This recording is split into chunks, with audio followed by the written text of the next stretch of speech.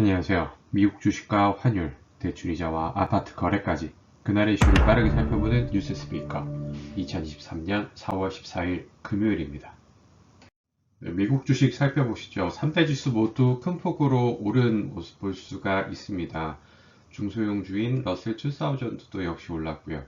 어제 섹터별로 살펴보면 IT와 커뮤니케이션이 상대적으로 좋았다는 거예요. 그 이유는 대형주, 소위 얘기하는 대형주들이 중심으로 해서 올랐다는 것이고, 쇼스퀴즈가 장이 시작하면서부터 계속해서 들어와서 지표를 보시면은 장 마지막까지 계속 상승하는 모습 볼 수가 있죠. 하락에 베팅했던 이들이 물량을 청산을 시키면서 상승에 어쩔 수 없이 매수를 하게 되는 그런 상황, 쇼스키즈가 나오면서 지수가 모두 상승한 모습 볼 수가 있었습니다. 뉴욕 스탁 익스체인지 기준으로는 2100개가 넘는 주식이, 나스닥 기준으로 3200개가 넘는 주식이 상승을 했고요.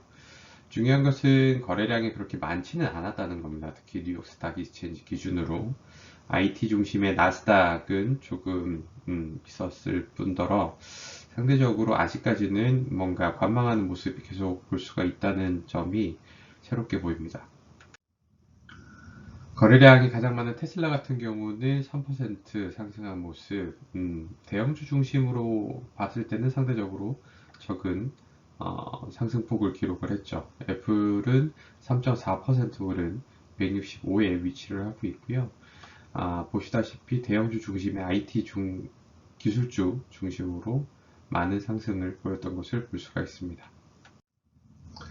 10년물 기준으로 해서 소위 차피 시장이라고 얘기를 하죠. 왔다 갔다 최근 5거래일을 보시면은 그런 상승폭을 알 수 있고요.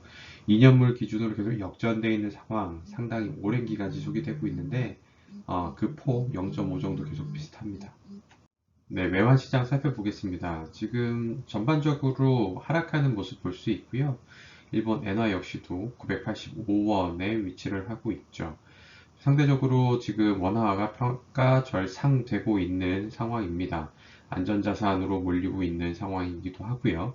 미국의 경기 침체, 글로벌 경기 침체가 좀 예상이 되지 않나라는 목소리들이 IMF도 그렇고 세계은행도 그렇고 지금 나오면서 이런 전반적인 흐름을 만들어내고 있습니다.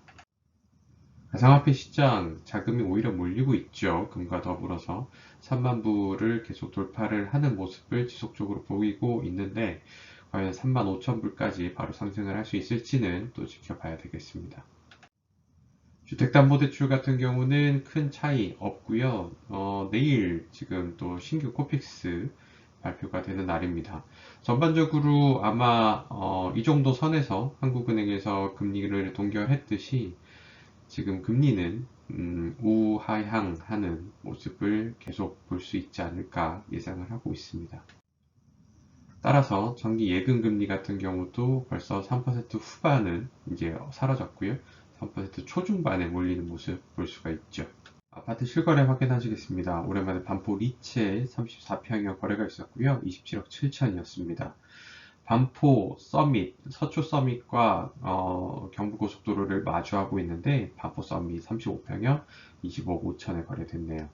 헬리오시티 33평형 18억에 깨지 17억 5천에 위치를 하고 있습니다.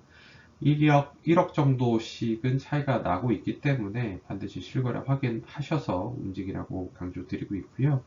포항심리동의 센트러스 대장주 중 하나죠. 33평형 14억에 실거래됐습니다. 흑석 리버파크 자이 신축인데요. 25평형 12억 7천에 실거래 보여졌네요. 레미안 베라힐스 녹본동에 위치한 35평형 같은 경우는 10억이 깨진 9억 9천. 사실 이 정도 거래에서 계속 실거래는 보여지고 있는 단지입니다.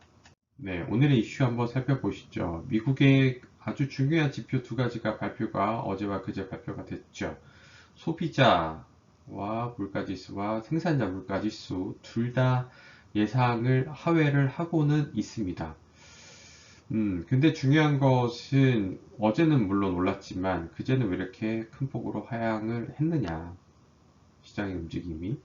그 이유는 리세션에 대한 공포가 되겠죠. 그리고 아무래도 물가 지수에서 가장 큰 폭을 큰 포션을 차지하고 있는 것은 에너지였는데, 지금 산유국들이 감산을 결정을 하면서 에너지가 올랐어요. 그러면 지난달에는 계속해서 에너지 가격이 내렸지만 이번 달, 다음 달에 발표되는 이번 달 수치는 올라가는 거 아니냐라는 목소리가 수치를 보시면 나올 수 있다는 얘기죠.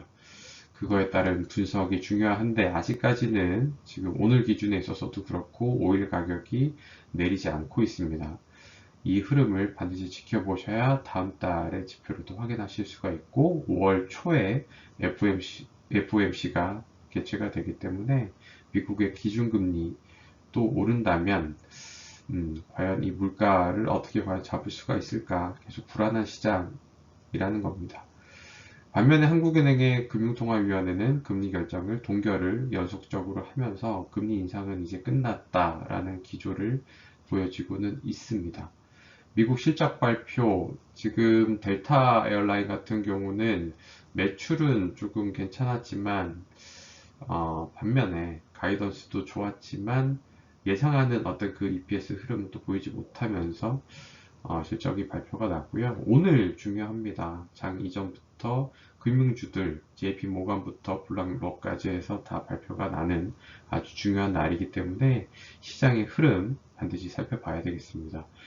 1, 4분기 실적부터 어떤 흐름들이 안 좋을 것이다 라는 예상 속에서 리세션의 공포가 팽배했는데요. 그 흐름을 이 지표로, 이 데이터로 얼마나 또 부식시킬 수 있는지, 그에 따라서 반등을 어제부터 과연 시장이 할 수가 있는지, 이 모든 방향이 좌우되는 오늘이 되겠습니다. 오늘도 돈 버는 하루 되시고요. 뉴스 스피커였습니다.